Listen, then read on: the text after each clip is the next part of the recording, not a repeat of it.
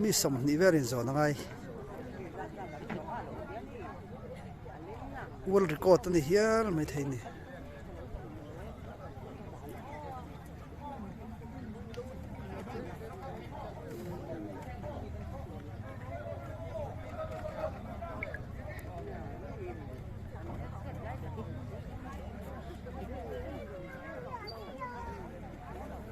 two 07 vel tan po ri tham do na hi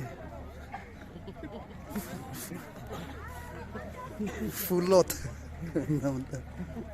number 1 at lancer